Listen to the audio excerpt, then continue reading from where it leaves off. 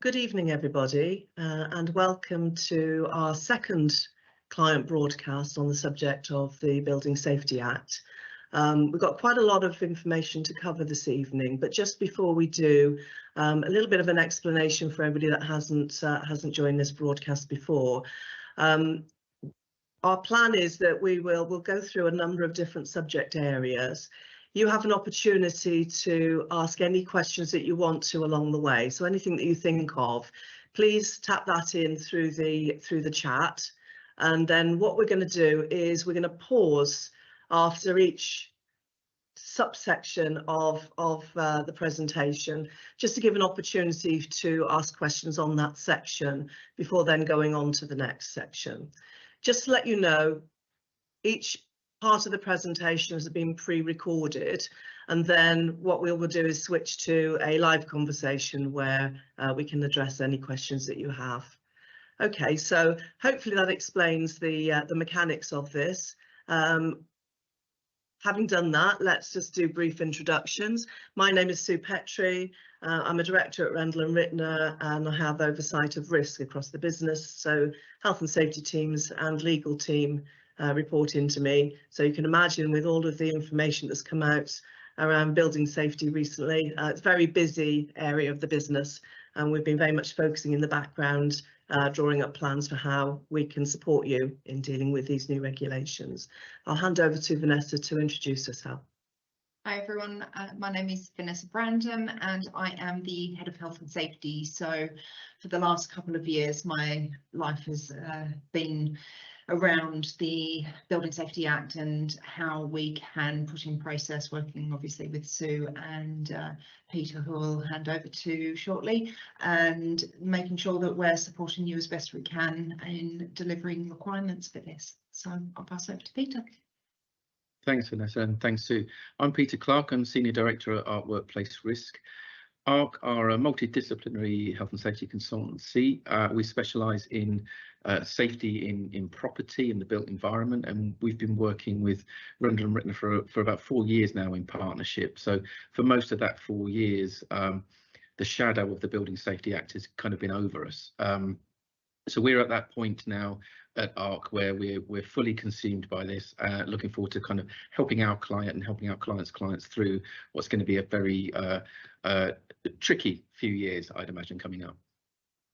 Yeah, I absolutely think you're right with that, Peter. Hopefully that will come out through the presentation today. So Vanessa, could you talk through with everybody what we're going to be covering today, please? Yes, sure. So the first is we're going to do a quick review of the principal accountable person role, and I will just be giving a brief overview. If you need more information on that, you can obviously refer to our previous broadcast where we did cover that in a bit more depth. We'll then be having some questions, as I'm sure there will probably still be some on that topic, before we will provide some updates from the previous broadcast, which we held in February. And so there's been some changes, so we will go over what those changes are. We'll then be going through the building registration process, and Peter will give us a really good overview of the building safety cases and safety case reports and the complexities around those. And so we know there will probably be more questions on that, so we'll have a break again on that. Peter will also give a little bit more of an overview of the Building Safety Director role, what there are in terms of offerings, and still some uncertainty with that. Then we will break before having a discussion on how we can budget for costs on this. And then finally, we will be live again to answer some more questions, which I'm sure there will be some. So I will move over to the first bit of the presentation, which is on the principal accountable person. And there are many different responsibilities that the principal accountable person does have. And the first, starting with fire risk assessment, so making sure that the fire risk assessments now account for the external wall system and what the elements and materials make up, and that is considered along with the spread of fire within the fire risk assessment. So there has been some changes on fire risk assessments. I don't know if you want to cover any of those sort of changes, Peter. Yeah, I think it's been the biggest change, really, hasn't it? The fire risk assessment has evolved into something that I think is probably finally fit for purpose. For a long time with fire risk assessments, we were looking very much at the same things, the common parts of the building. We were not looking at the facade of the building. We weren't looking at tenants' front doors, for example. Now, as fire risk assessors at ARC, for the longest time, we've been talking about this and including them in our fire risk assessments, and finally the law seems to have caught up. The important thing to remember is that this is all born out of, essentially one big tragedy, but also born out of years of neglect in the industry and years of kind of accepting minimum standards. Most fires start within an apartment. Most fires start within the demised area. So whether it be a fire on a balcony or in a kitchen. So to not look inside those areas, has always been problematic to ARC. And finally now, I think things have changed. So certainly that's what we do. The structure of the building is very, very important. We look at the structure of the building. The facade of the building, as we know, is crucial. So if there is a combustible element to that facade, we need to look at that, and we need to understand how that will affect fire safety within that building. So yes, the fire risk assessment has evolved into something much different than it was maybe 4 or 5 years ago. A little bit more holistic, I would say. Absolutely, yeah. I think just as a reminder as well for people that are on this call that maybe weren't on the last call, I think it's quite an important reminder as to who the principal accountable person actually is, isn't it? That sounds like it's going to be quite simple, but actually we're finding it can be really quite complex, on larger complex buildings with various different elements.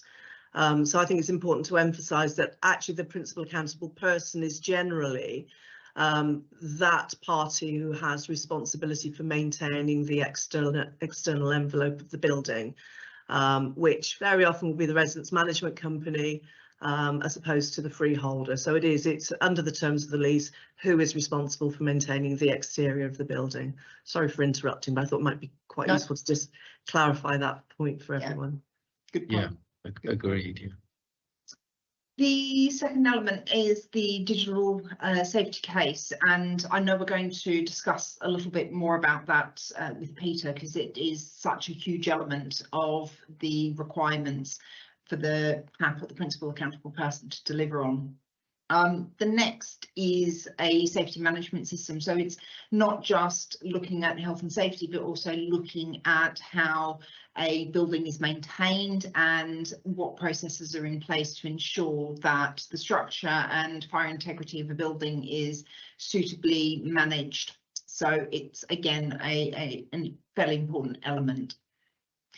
The next is having sort of as-built plans and as much detail around a building from when it was developed, and we know that the HSE have taken a fairly reasonable approach with this, in that it's generally accepted that if you are a resident management company in a building that was built prior to 1985, some of these elements won't exist, so they can't be magicked up, but there is an element of making sure that we do have plans for buildings where we can reasonably expect to find them, so we will be helping look for those.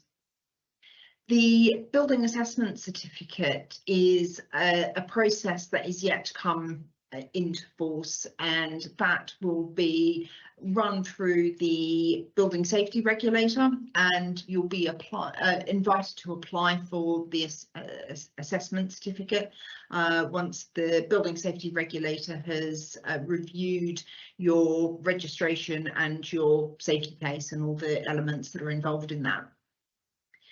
The next element is the building registration, which we will be going over because that is in full swing at the moment. So we'll give you a little bit more detail about that. The golden thread element, and that's very much linked to the safety case and the as-built plans elements, and they are the story that tells about the building from when it was constructed to how it's been lived in up until the end of its life. So they are details around building control and why the building was built in a certain way, etc. So I don't know if you have anything to add on that, Peter, on the golden thread element. The golden thread, it's one of those concepts, isn't it, that kind of we first saw with when it was the building safety bill, and it was interesting that we tried to understand what it was. And there's an awful lot of weight put on the golden thread, but it really is just a concept, and the manifestation of that concept really is your safety case, and we'll talk about safety cases a little bit later on. But the golden thread of information, and that digital golden thread, is key. It runs through everything that we're trying to do to keep these buildings safe. Yeah, I totally agree with you. I think when all the legislation was published, it was all golden thread, where actually now, as we know a bit more, it's actually safety case. So yeah, couldn't agree more. The next is the residents engagement strategy, and that is simply just something that says to the building safety regulator, and more importantly the residents within the building, how we will be communicating with them on elements of building safety, so fire, structure, and sort of trying to encourage their involvement, because we know that some people are more actively involved than others, and that's absolutely fine, but we're sort of making sure that people know how that we will be engaging, or the principal accountable person will be engaging with them on those elements. The next is the external wall survey. So this is a really important element because it outlines and provides details of the external wall system, what it's made up of, and the materials. And I know ARC have done quite a few of those, or ARC Sustainability have done a few of those, Peter. Yeah, absolutely. And that kind of ties back to that fire risk assessment piece that we were talking about earlier, because that opportunity now with a fire risk assessment to examine the external wall. Now, a fire risk assessor is not necessarily an expert in combustible materials, that we leave this element to the experts, which is why in your fire risk assessments, when we look at the external wall, if we're not clear on what it is, if we're not able to see behind the facade, if you like, then we will make a recommendation that you get that information through what we call an FRAEW, a fire risk assessment of external walls, to a particular standard. Now that is a legal requirement as well. So it is the information that you'll glean from that external wall survey as well will go into that building registration and will go into your safety case report. So all of it now is starting to tie up together. Yeah. The next element is the mandatory occurrence reporting, and I will touch on that a little bit in the updates, but we know at the moment that there are going to be certain incidents that need to be reported to the building safety regulator and others that will need to be recorded. We do that in a similar fashion to other incidents that occur, known as Rendall or injuries essentially, and other types of incidents, so not unfamiliar to us.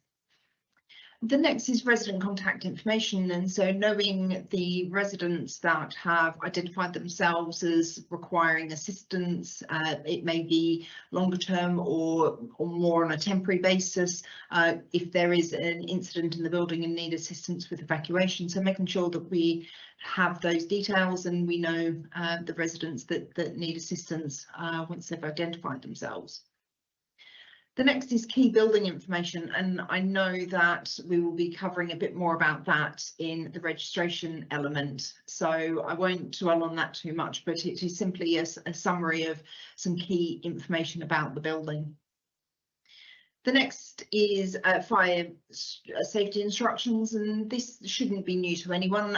It is simply the instructions on what to do in the event of a fire, and we send those out quite regularly to residents, so they should be fairly familiar with the evacuation process if there is any type of fire situation within their building.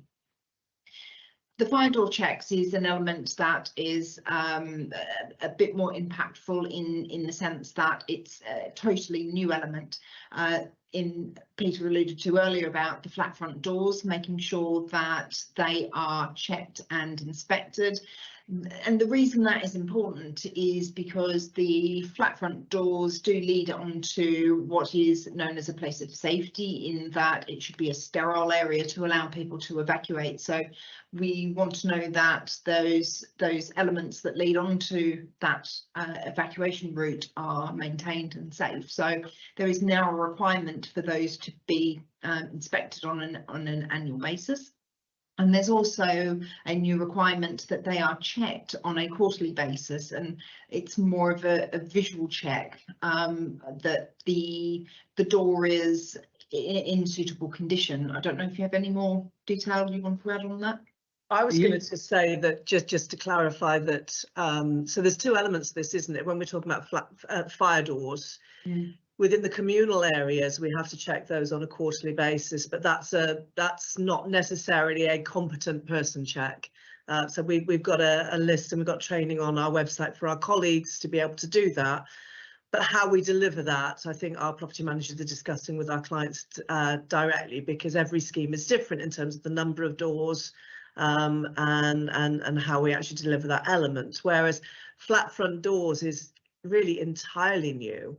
So for us to have to get access to every leaseholder's door in order to be able to do a competent person check is a huge piece of work that's just not been required before. So there's been quite a lot of thought gone into how we're going to approach that. You know, if our clients are instructing us to carry out that work for them, you know, what processes we need to have in place to be able to deliver on that. Yeah, absolutely.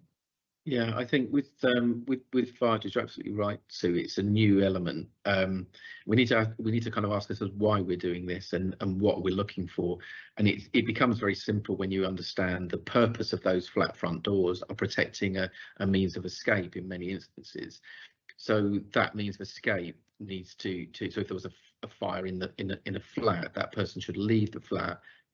Front door should close automatically, so there's no kind of second guessing, did I close it, didn't I close it?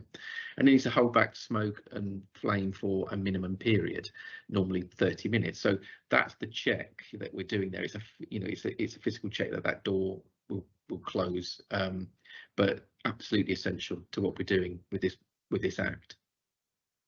Great. The next is checking essential firefighting equipment, and that is equipment that is going to be used by the fire service, and making sure that it is in good working order and making sure that there's been no tampering, etc. And that is a monthly requirement, and we've been long doing that for many years. The building plans are slightly different and probably more accurate than the as-built plans. The building plans are those that show the layout of the each floor type, and also highlights to the fire service where certain utilities come in, such as where they can access the fires, where the lifts for their use are, etc. So they are held in the PIB box, and the PIB box, or premises information box, is for the use of the fire service, and it contains information such as the plan, so that when they arrive on site they know about the building, they've got some details of the building, and they can essentially know what they're walking into if they need to respond to any kind of fire or any other situation within the building. The next is the firefighting lift checks, and these are checks on firefighting lifts and making sure that there are additional elements checked beyond what was previously checked with the monthly servicing of lifts. Wayfinding signage is a new requirement, although not entirely new, I would argue, and it highlights the floors and also where the units for the apartments are on each floor, so that when the fire service arrive, they have the ability to instantly know where they need to go if the fire has been reported in flat 14, for example. And then inform the fire and rescue service. So there is a new requirement that if there is any type of issue with the firefighting equipment or any elements that would affect the ability for the building to respond in the way it's intended to respond to a fire situation, that is informed to the fire and rescue service. And there's each fire and rescue service has their own way of reporting that, in addition to making sure that they have access to those plans, so that the building plans that I was referring to earlier, so they have access to those via their portal, but or email, or however the case may be, but they have access to those both at their own offices but also when they arrive on site. So they are in a very quick whistle-stop tour the elements of the principal accountable person duties. Sounds completely straightforward, doesn't it? Mhm. Obviously. So I think we're going to pause there and just check whether there are any questions that have come in so far. So yeah, we'll give you a couple of minutes now to, if there are any questions that you haven't yet typed in, just to give you that opportunity to type those in, and we can address those. So let's take a pause and we will now go live.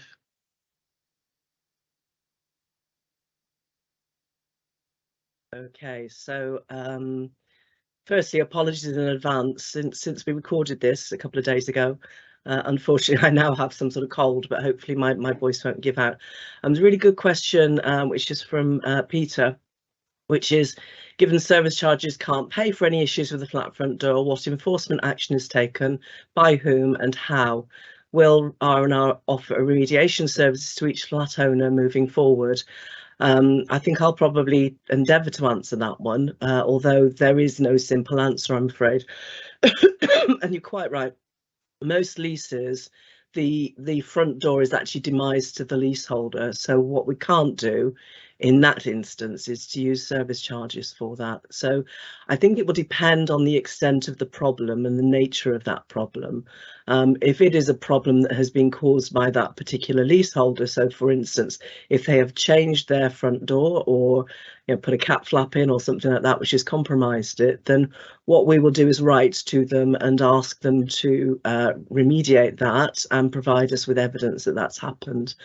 If, however, it is a wider problem, and it may be that it's an issue that has been there since the building was constructed, then obviously in consultation with our clients, what we would need to do is reach out to the developer to get them to cover the cost of that in line with the legislation.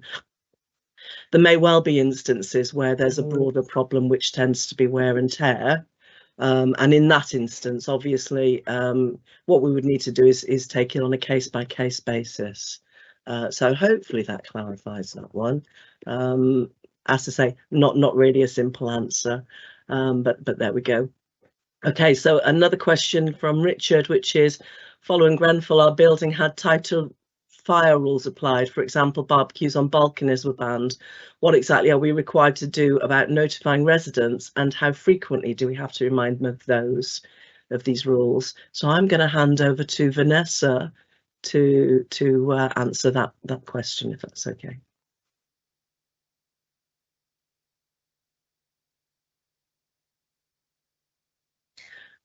Sorry about that, technical difficulties. Rich, thank you for your question. And the rules really are that we should be writing and reminding residents at least annually on the requirements for the fire doors, the importance of fire doors, and what to do in the event of a fire. So we would recommend that at least that is applied to rules on issues such as the barbecues and other items of risk. So, for example, we recently sent out some communications regarding the importance of making sure that the electric scooters and electric bikes are charged appropriately, etc. So we've taken the approach that we do these during the times when it's probably at the forefront of people's minds. So barbecues in the summer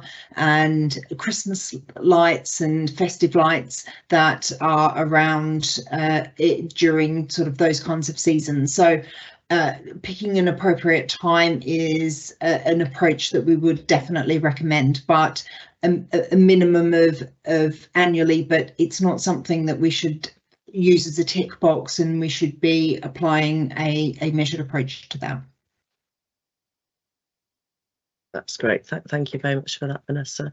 So the next question is there any expected level of knowledge that is required by the principal accountable person? So Pete, so if I could ask you to just answer that one very briefly. Sorry. Yes, the very brief answer is yes, there is a degree of expertise and knowledge required. You won't be with an RMC or an RTM. It's unlikely you're going to have that knowledge built into you unless you are a health and safety professional. So it's understood by the government that that's the case, and provision has been made. So we know that the building safety director role is designed just for this scenario. So if there's not in-house expertise on that RTM or that RMC, you have now got the ability to employ an expert. And I think we talk about that a little bit in this presentation, so that might generate a few more questions. Okay, thank you. So I should highlight at this point, we have an hour and 20 minutes of recorded time on this, so we're gonna keep it quite tight on the questions. But what we will do in the meantime is, while it's playing out, we will endeavour to answer any questions, any additional questions that we've not yet addressed, so that hopefully you'll have answers to all of them. What we're also planning to do is, after the broadcast, we will circulate a summary of any of the questions that were raised, and the answers to those as well. So if you do miss anything, hopefully we can mop up on that. And then just also to let you know, we are also planning a mop-up session. We know there's a lot of information contained in the broadcast this evening. So probably early in August, what we will do is invite everybody to a further session, and we will ask for any questions ahead of that, so that you've got a little bit of time to think about this, discuss this with any of your colleagues that you want to, and then we can kind of come back around and address any questions that you have at that time. So without further ado, if we carry on with the next part of the broadcast, we'll address any other questions as we're going along then. Okay, thank you. Welcome back, everyone. So I'm going to provide some updates from the wider Building Safety Act, some of the changes that have occurred and are still occurring from February when we did our last broadcast. So there are different elements that are still coming out and still changing, and so I thought it would be useful to tease out some of the information that we know has changed and some elements where we still don't know what changes are due to occur. I think it's fair to say on that, Vanessa, it's one of the challenges that we've had all the way through this, isn't it? Is you have the original Enabling Act, which was back last year, and then you have to wait for the various sets of regulations that relate to that. And it's been quite iterative. There's been a lot of discussion, so you think you get clarity on what something's going to be. Yeah. And from our perspective, one of the things that we're really keen to do is keep our clients informed, but not create confusion, and also plan how we're going to deliver this, plan the resources around this. I mean, we now have a team of 13 people working on the various elements of the Building Safety Act. So this is huge. And part of what we need to do is get that clarity on how we resource it to make sure that we've got what we need to be able to deliver it for those of our clients who choose to ask us to deliver it. So yeah, this does create a lot more difficulty. So yeah, that's one. And perfect example is the fact that the registrations to register a building with the Building Safety Regulator opened in April, but guidance on the types of buildings was published in end of July. So those that registered early may still need to register more buildings because of the types of buildings that have been included in this new guidance. So hence one of the reasons we did delay registering and not straight out of the gate, because we knew there was still some uncertainty. So these are the challenges that we're facing, and by all accounts our clients are facing with this. So on the registration, there is 2 stages. So we now know the stage 1 registration process, which is a summary of the building, and that is providing information about the basics of the building, but I'll go into that in a little bit more detail in the next section. More about the safety case reports, and again, I know that Peter's going to give a really good overview of what those safety cases are and the complexities around those. And what are considered buildings? So this is what I was alluding to earlier, and previously it was just assumed that a building was a building as we saw it. It was under the same envelope and therefore it was a building. But we now know that if a building has cores that are inaccessible within the different cores to the other residential areas, in a nutshell, each of those cores may be considered a building in its own right. So again, it's that has created a little bit of uncertainty in the industry again. More about the residents engagement strategy. Previously it was a little bit sort of, how can I put it, a little bit vague on what it was required, but I know, Peter, you're sort of almost living and breathing this as much as we are. Do you have a bit more information on the residents engagement strategy? We do have a little bit more information, but like you say, and like you said earlier, Sue, that this is evolving all the time. I think not a day goes past when I've not got a bunch of new regulations on my desk trying to interpret and trying to understand and apply them in the real world. It's a complex piece of legislation. Resident engagement strategy is crucial, it's important. We now know the makeup of the strategy, we know what's expected from the regulator. We essentially know what good looks like. So we have got some strong guidance of what's going to be acceptable, what's not going to be acceptable, and it's based on the outcome. Really, it's based on engagement, and the strategy to engage is a two-way process. So it's very focused on the information that you provide to your residents and the information that you get back and what you do with it. Now, one of the things I would say is with this particular audience, again, in discussions with the regulator, we're anticipating that the resident engagement strategy is going to be much more successful in this type of scenario because, one, your residents, two, so you kind of understand from the inside out. And the managing agent we're seeing as a key player here, because in most situations, certainly businesses like Rendall and Rittner will already be engaging with their residents. So the guidance that we've got will hopefully tie all that together so that we will have a resident engagement strategy that works, it can be tested, is functional, and you know, we'll support with the review of that as well as we go through the Act. Right. And a bit more about what we do know is the strategy for inspection by the building safety regulator. And I do know that you're going to cover that off when you discuss the safety cases, Peter, because it will really help form sort of the approach that everyone needs to take with building safety reports, building safety cases. Just going back for a second on the what's considered a building, I think that this is really quite recent information that we've had. And I think, if I'm honest, it's a bit of a setback for our leaseholders. And we looked at the effect on certain buildings, and because you'd think it was reasonable to assume that if you have an unbroken building, and the one that we looked at was basically a that sits around a large courtyard, and where before we would have taken that as being a single building, now because each core leads just to the apartments within that core, we've established that there are parts of the building which don't have to be registered at all because they're below 18 metres, but that there are, on each corner, there are 4 parts which are above 18 metres.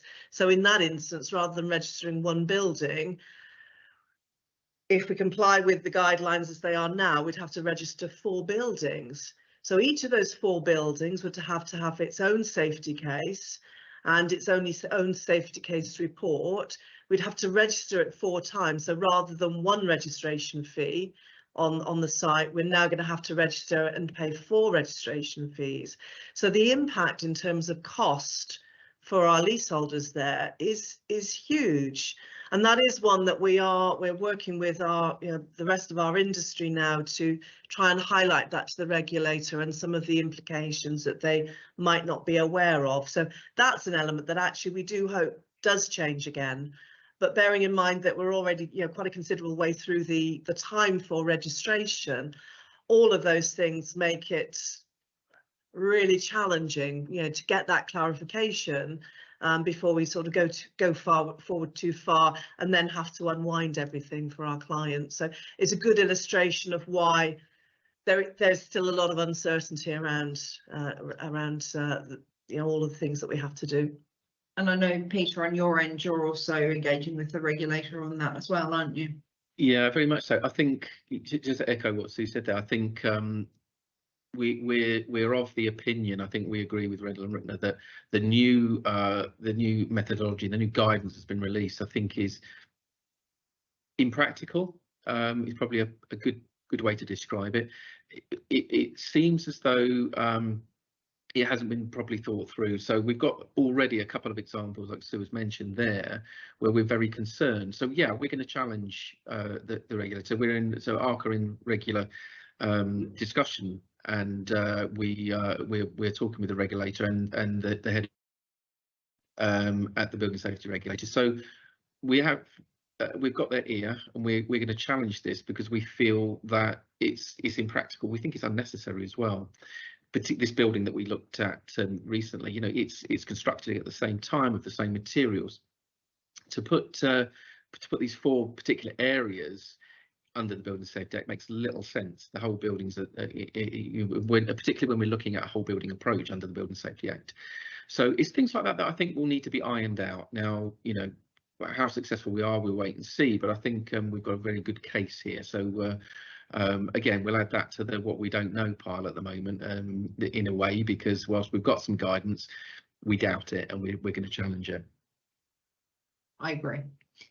So in addition to that, what we still don't know. So the registration process is in 2 stages, and we still haven't seen the portal open for the stage 2 registration. So we're still not 100% sure what that registration process will be for stage 2, but I will give a flavour of what that will be.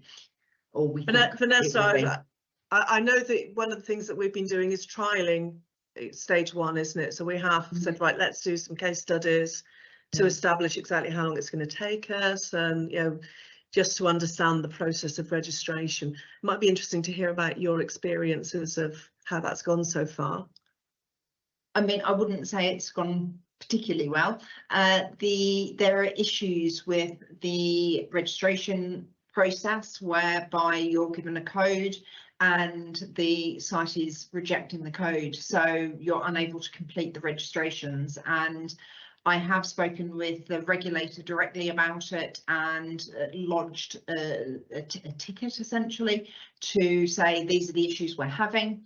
And the regulator essentially came back and said, yes, we've had so many, don't expect to get a call back on it because they're just inundated. The other issue is that when a building is registered and you get a registration code, the code is sent to you, just thanks, here's your code. There's no reference to the building that you've registered. So there's a lot of administrative work around making sure that those codes are essentially assigned to the right building when that registration goes through. So they're, again, fed that back to the regulator. But yes, I would say it's rushed. Yeah, so I think we've made a conscious decision to not be one of the first to register a high volume of buildings, because we do get the sense that hopefully these glitches will get ironed out quite quickly, but they're not yet. So just to manage everyone's expectations, we've got we've got clarity, and thank you to our clients who've come back to clarify where they want us to register buildings for them. We've got visibility of that. If you haven't yet, please do, because we do need to plan resource on this. But we are making a conscious decision to hold fire for the time being and not register until some of the challenges with the system have been ironed out. And I think it's important to note that we do have until essentially October to do those registrations, so we're not running out of time just yet.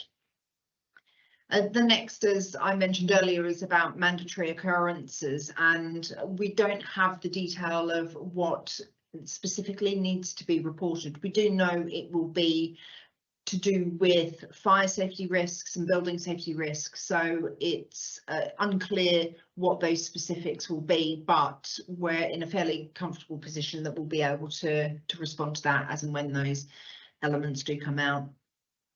What safety case is acceptable to the building safety regulator? So I know Peter will discuss this because he has a lot more information on it, but we still haven't had a formal submission and acceptance of a building safety report, and so we're still it's still a little bit unclear, is kind of what I'm trying to say. And I know that Peter will discuss this a little bit more as well, but the outcome of the Building Safety Director consultation. So we spoke in the last broadcast around this new role that is a Building Safety Director that can help the resident-led organisations with their duties as the principal accountable person. And there's a consultation that went on, and we still don't have the outcome of that. So I'll let Peter discuss that at a little later point, but I don't know if either of you have anything else to add on this before we move on. Not from me. I mean, it is just a waiting game now for that secondary legislation. I was with the regulator last week at a conference, and obviously whenever I'm with this particular regulator, I press and press and press, and he said, if it's not with you all by the end of July, I'll be very surprised. So we're kind of anticipating and we're monitoring and we're getting drip fed, but yeah, it's a waiting game. Yeah. So moving on to the registration process. So the first stage is essentially a building summary. So what the regulator first want to know is the name of the building, what floors it has. So is it 1 to 25, or just it hits that magic threshold of 7 stories. The height of the building, so if we've got details of specific heights, the number of residential units within the building, the year the building was completed, the full address, the details of the principal accountable persons and any other accountable persons within that building, and the name of the person who is doing that registration. So it is fairly straightforward in terms of that first stage. Now, the second stage, as we mentioned, is not yet open, but we do have some indication of what that might be. So it's essentially the key building information that we were referring to earlier. So what the evacuation strategy is for the building, what smoke and fire controls are within the building, so automatic opening vents and fire alarms, etc. The lift details, so what types of lifts and how many there are. Energy suppliers, so if there's gas, if there's electric, those sorts of details. The type of structure, so whether it was a concrete structure, steel frame, those sorts of details. The roof, so what materials the roof is constructed with. Number of staircases, and these are staircases that go from ground to the top floor, from the basement, and any other staircases that might serve part of the building. So it might just be from the basement to the second floor, for example. The external wall detail, so as Peter was referring to earlier with that fire risk appraisal of the external wall, and that is really crucial details because it will provide a good amount of detail of the expectations of performance with the external wall. Any machinery details, so if there's any specific plant, etc. Primary and secondary use details. So these are the primary use of the building will obviously be residential because it is the legislation applies to those with the residential buildings, but because under this act that it applies to buildings with 2 residential units or more. You might have a building that is over 18 metres, primarily shopping, but there are 2 residential units. That's why they do ask for the primary use. And the secondary use is if there is any other use of the building. So there might be commercial elements to that building, or there might be a hotel contained within the building or something like that. Building work since original build. So we have had some buildings that have had annexes and additional floors built, etc. So any works that have happened, and then any connections, so where the building might be connected to another structure. So it might be when we're talking earlier about the different calls, and that would be under that new guidance, a new structure. So I don't know if either of you have any elements to discuss on that. I would no, I said that's very thorough. That's exactly what we know so far. We've got this detail. I guess leading on to I'm going to be talking about the safety case and the safety case report. Leading on from that, what I would say about this is there's a lot of drop-down menus here. There's a lot of data to be analysed. The purpose of this exercise is threefold. It's to identify the building. It is to identify who's accountable, and then the final piece is to help prioritise. And I'll talk more about that in a moment. But it's to help the regulator prioritise based on certain criteria, so they're getting all the information they need. And I think the other thing that's worth mentioning as well is that there's a deadline of September the 30th to get these registered. So October the 1st is the day these buildings should be registered. There's a lot of information to go in there, and just for the avoidance of doubt, this is something that you can ask your managing agent, Rendall Rittner, to do. But if it's not done or done incorrectly, the offence will be committed by the accountable person or the principal accountable person. So it's worth bearing in mind that breach of law will kind of commence on October the 1st. So the clock's ticking. We've got some time, but the clock's ticking on this one. I'm going to be a little bit political here, I'm afraid, because I think it's fair to say the level of detail that has been contained in stage 2 is way, way beyond what we were expecting to have it contain. Yeah. And I mean, just something like roof details. Yeah, what's the roof makeup? That's not something that we've been asked to assess before. So I am concerned about the extent to which all of our clients are going to be able to gather all of this information together in order to be able to comply with these deadlines. And I think one of the things that we've identified is this is going to take a lot more time to gather this information together for each building than we ever envisaged before we had the information on stage 2. I mean, this has effectively become a safety case light, hasn't it, rather than registration. So yeah, that's something we are in the process of thinking through, and again working with the wider industry to highlight that to the regulator in the hope that they will be a little bit more pragmatic about what we're able to within the timescales that they've prescribed. Bearing in mind there are 12,500 buildings that we believe needs to be registered in this way across the UK. Just accessibility to expert resource to be able to clarify these elements, I suspect, it's just going to be a physical impossibility to get all those buildings registered. So I hope that they are able to be a little bit more pragmatic about it and maybe have a phased approach to the registration, maybe focus on the higher risk buildings first. So yeah, I think we'd be failing our clients not to highlight that as being a real issue for them in being able to comply with that. Yeah, I agree. I think there is an unofficial line from the regulator that pragmatism and proportionality are key elements of this process for them.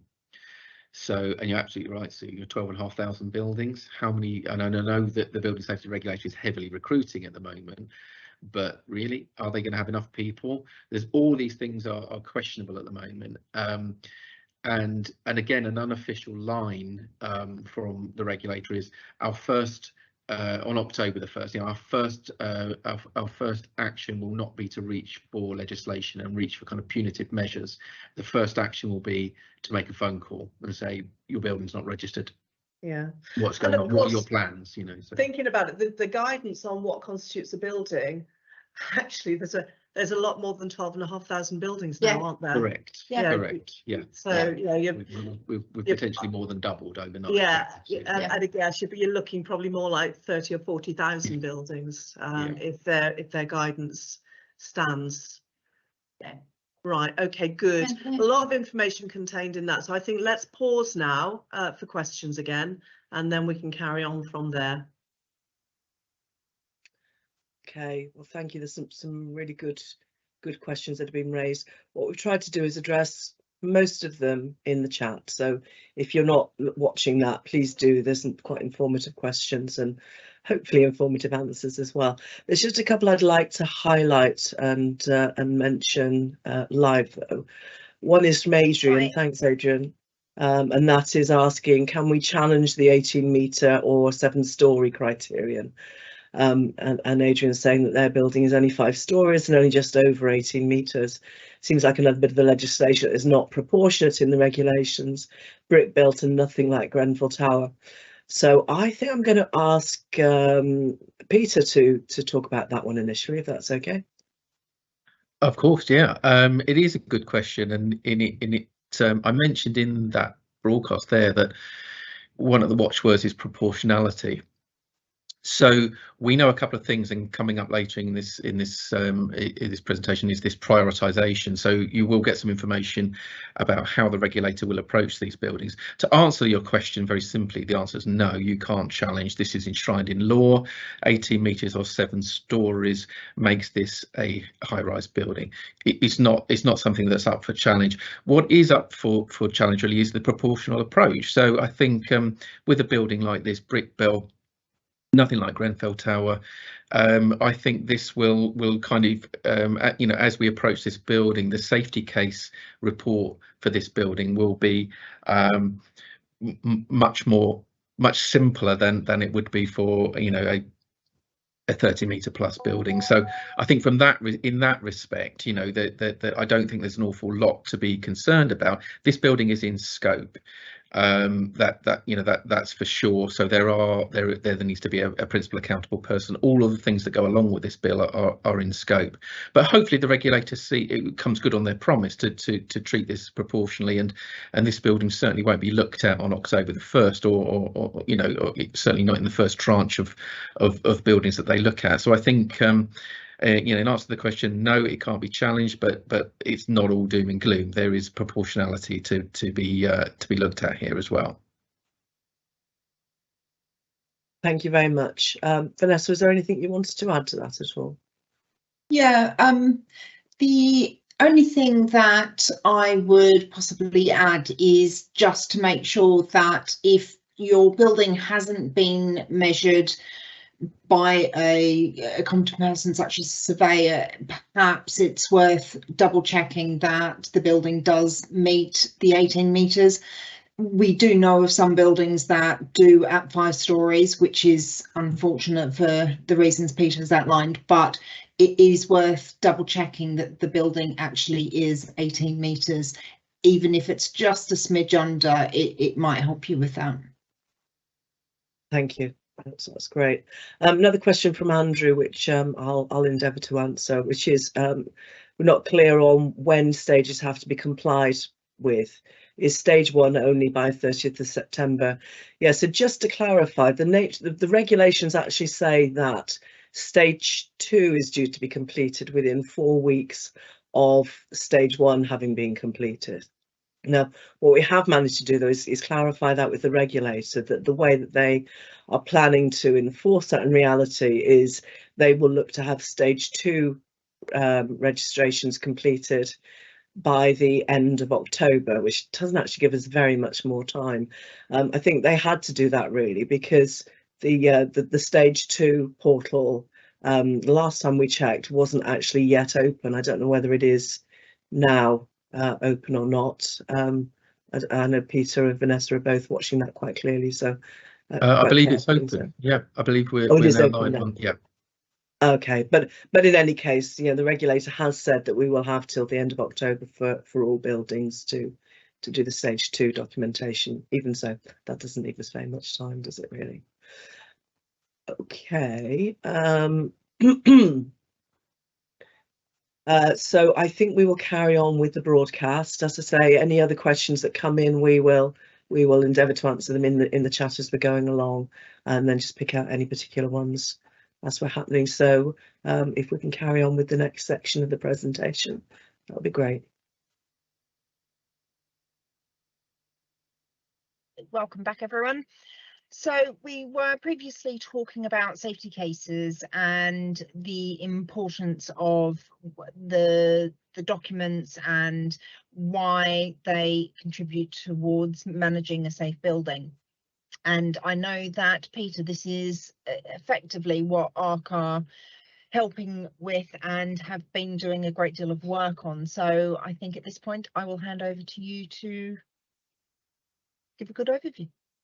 Thank you very much, Vanessa. Yes, following on really from where we were talking about registration of the building, and now it all starts to come into play when those buildings are registered. The word from the regulators, this is a statistical exercise. They're gathering data, so they want to know all of those things. And the primary reason is, as we discussed earlier on, there's 12,500 buildings in scope, potentially a lot more. If their current guidance on what constitutes a building holds up. We've got an awful lot of buildings out there, and there's not very many in the building safety regulator in terms of resource and people, etc. So their scheme is to prioritise. So come commencement of this act, your buildings will need to be registered. You will need to be in a position by April next year of being able to produce a safety case when it is called upon. So when you get that call, you will have a 28-day window with which to gather your safety case report and publish it, along with your residents engagement strategy, to the regulator for review. Now, what we know about safety case reports, we know quite a lot about them. ARC have been writing them for a little while, and we've been working with organisations like DLUC and Homes England on what constitutes a safety case report, an acceptable safety case report. So we know what goes into them, and we know it's going to take a lot longer, in some cases a lot longer than 28 days to produce. So we need to start thinking about that now. In terms of prioritisation, we also have, directly from the regulator, some unpublished information again, but this is information that helps us understand where they're going to be looking and when. Now, as I said, there is a very limited resource at the building safety regulator, so that obviously they will prioritise. Now, what we understand so far is the priority will be thus: the first tranche of buildings that they will examine will be any building of any height with unremediated building risks, and by that they're really referring to combustible cladding. So if you have one of your buildings with combustible cladding on the outside hasn't yet been remediated, it will be in tranche 1. They're very interested in that. The second trigger is the height of the building. So initial tranche 1 will be 30 metres plus. Now, if you have a 30 metres plus building with unremediated combustible cladding on the outside, you can pretty much assume you're going to get the knock in that first couple of weeks. The third trigger is number of apartments. So you might have a lower rise building or block with 150 plus apartments. 150 plus apartments is what we understand that they will is the current threshold for tranche 1. So that first tranche, they will working their way through in the early months of after commencement, April next year. So that will be the point where you could be getting that knock, and that safety case report needs to be uploaded to the regulator. It will then be examined, and we'll look at a little bit later on about the cost of examining them and things like that. But for this point, we're going to look at that safety case and what it should look like. So, as I say, ARC have been working very closely with the regulator, very closely with DLUC and organisations like Homes England to help them understand. Let's face it, they are not experts. We are. So we've been working with them to help them understand what should go into a safety case. So a safety case and a safety case report is not new in health and safety. They've been around for a very long time. It's just new in property. So we've taken the safety case scenarios that we're used to, we've applied them to property very successfully. So we work in 4 stages, and it's very convenient to do this because this, as I say, it's not a quick exercise. Some of these things for a complex building, or as we describe, a complex plus building, so potentially sort of multiple cores, very high, lots of facilities, multi-use. These all add to the complexity of a building, and these can take weeks to complete. They can take 5 or 6 weeks for a very complex building. Now, the people that write these reports as well are experts. Why do they need to be experts? Because the people that are reviewing them are going to be experts. So the building safety regulator is currently building a panel of experts to review these. Now, these experts are going to be experts in the fields of fire safety and structural safety. So we are having to employ experts in fire safety and structural safety to write these reports. So we will, whilst we'll have an overall report author, we will have a panel of contributors to a report. It's all about proportionality. So if we are looking at a simple or a standard type building, then we're probably not going to be looking at too many people involved in this, and then the fees are going to be reasonable. As soon as we get to that highly complex building, or where we have to bring in chartered surveyors and we have to bring in chartered fire engineers, then all of a sudden those fees start to go up. So we need to be aware of that the complexity equals an increase in fees. But what we've done at ARC is we've working again with the regulator, and one of their key starts is that these reports need to be proportional.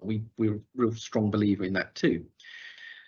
So we've broken it down into stages, so it's very easy to consume for a building owner. So I'll talk through those stages briefly now before we move on. So stage 1 we call an applicability review, and this is a straightforward exercise conducted by ARC and conducted by our specialists, and we have a team of specialists that will visit the building, read documentation, do desktop reviews about the building, understand its function, understand how it works in terms of safety, in terms of building safety, understand its structure, and understand its life cycle. Now, that applicability review is designed to gather together a list, if you like, of documentation that will be required to complete an effective safety case report.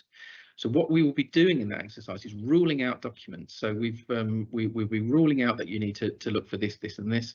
You don't need to look for this, this, and this, and we'll keep that list as tight and therefore, these are the documents that are applicable to this building. This is the information that's applicable to this building. This is what you need. Now, we build it, if your building is in CUDA with Rendall and Rittner, we build from the back of that applicability review, we build a grid for that building, a compliance grid for that building, which is essentially a pot of holders for this documentation. And if anyone is familiar with CUDA, you'll know that those grids start out red, i.e. there's nothing in there, and then they'll eventually go green when documentation that's accurate and verified is uploaded to those various kind of buckets of information. So the idea is that applicability review generates a list of go-to documents that you need to get, and then it generates a portal for you to keep them on.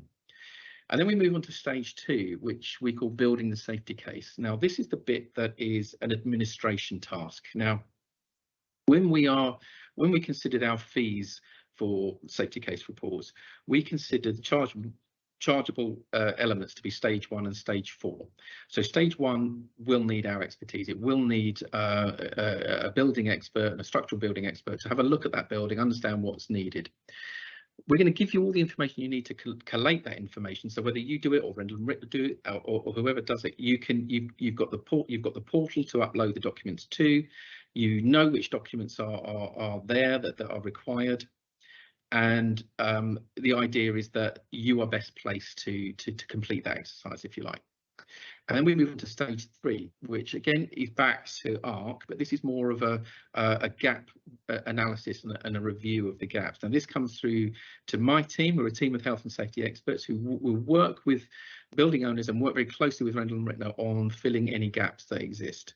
Now those gaps could be absolutely anything. Could be documents that are missing that need to be retrospectively generated. They could be absolutely anything. So we'll go through, and where we can, we're going to help you fill those gaps.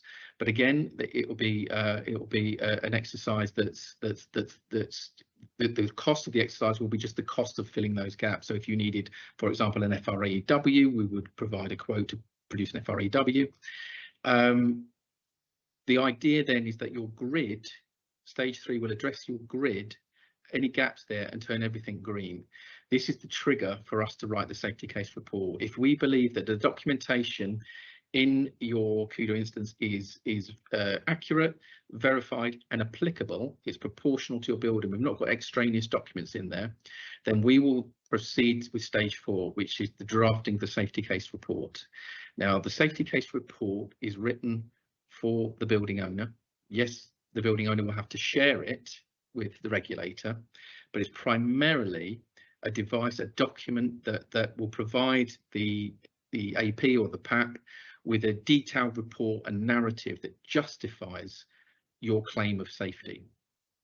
Richard, so apologies, yeah, Peter, just one thought to clarify that, because I know you've been talking generically about the building owner, but actually I guess it's the principal accountable person, the PAP, that would be the primary source of that. And just to clarify for everybody, so in terms of addressing that gap, I think that's probably likely to be a conversation between ourselves and each of our clients, each principal accountable person, to agree how that's going to happen. So for some of our clients, they may well say, right, yeah, we've got a lot of that information, so we can give that to you, we can populate that grid.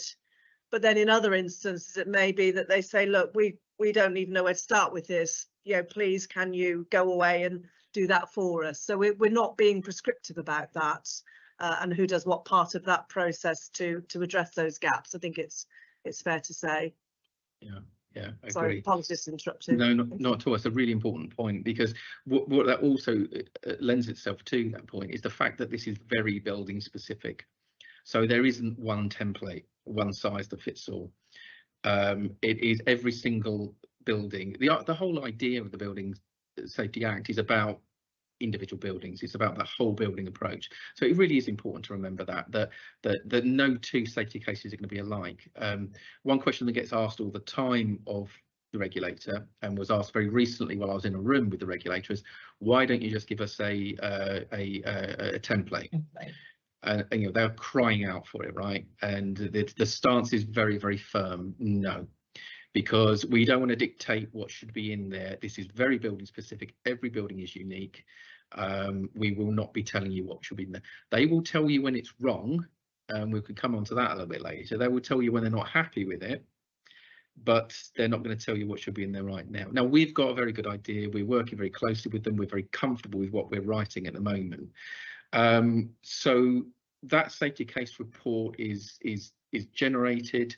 It's delivered to you or the accountable person, or the PAP, and then it needs to be uploaded and submitted on an annual basis. And I think that's another important point, just before I finish on safety case reports, to say that your safety case is a living system. This is what the regulator is describing it as, a living safety system. And I like that thought. I like the fact that this is sitting there somewhere in CUDA and it's not stagnating. Every time you, in your building, conduct a check of your fire door, every time you conduct a fire risk assessment or instruct a compartmentation survey or fix some passive fire protection, you are developing your safety case. And that needs to be reflected live in your safety case, your digital safety case. And then at a point in time, that is going to be translated into a report. So the report, remember, is a narrative, a justification of why your building is safe, or why the PAPS building is safe. So that is that snapshot. And it needs to be repeated next year. So it's going to be an annual submission for those documents.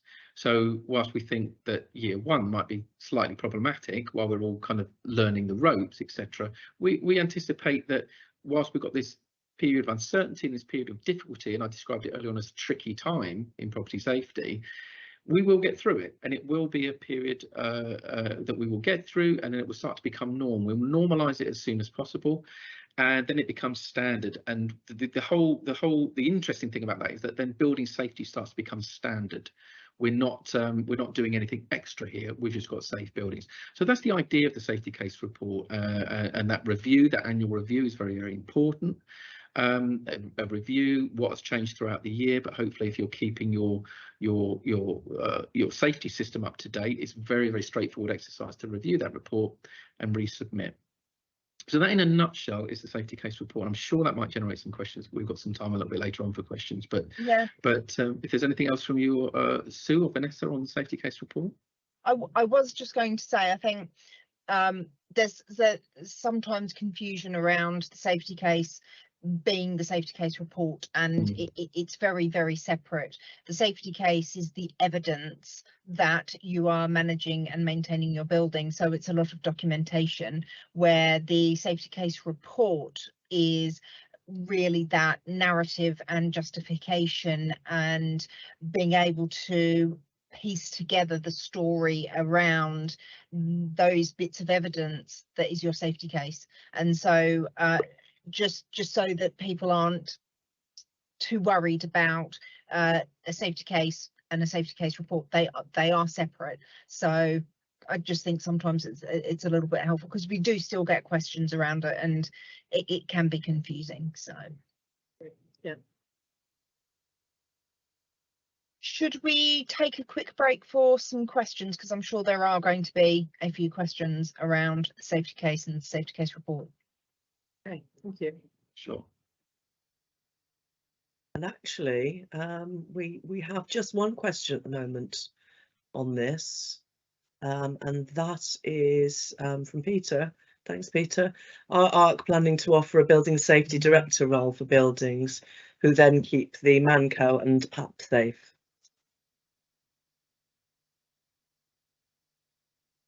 Well, I guess that's one for me then, isn't it? Oh, sorry. Yes, Peter. Yes, it is. Sorry, I was just checking my mic was on.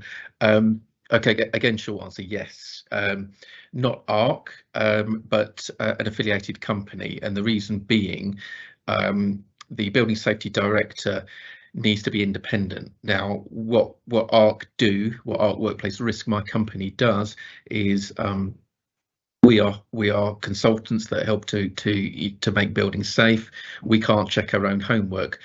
Having said that, we've got a sister company that is independent enough to do that for us. So that company is formed, it's ready to go. We have a real strong belief that this is something that we can support with. As this building safety director role has evolved, we've been monitoring it, we've been participating in the consultations, and we're really, really keen to get this moving, because we feel for the people that are now accountable persons, and we feel that they are exposed, if you like. And I think the government finally realised this and put this provision in place.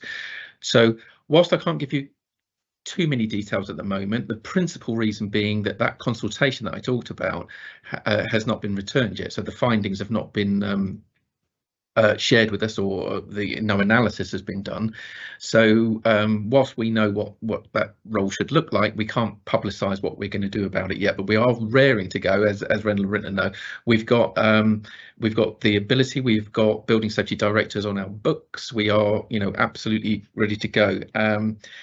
One of the benefits of our model, if you like, is, and again, this has kind of been run past the regulator, and they're very supportive of this, is that we are offering a fractional role. So you don't have to have your own building safety director. You don't have to have that expense. They're not going to be And these people are incredibly experienced, incredibly talented, incredibly sought after as well.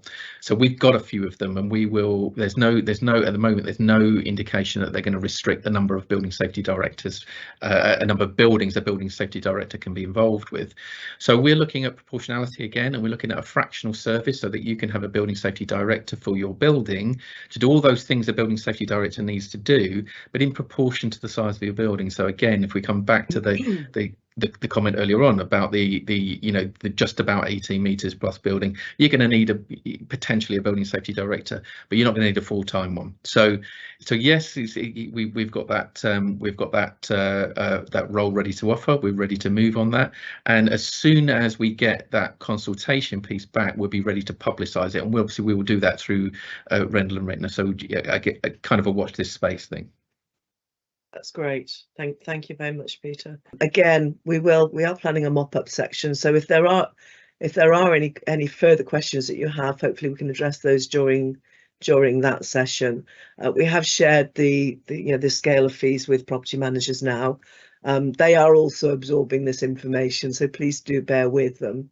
And we're there to answer any further questions as and when needed. So I think that probably wraps up this broadcast. Again, thanks to everybody for joining. We will share this broadcast with all of our clients following on from this evening. So if you have sort of missed any part of it, then hopefully we can share that with you. So thank you very much, and no doubt catch up with you again very soon.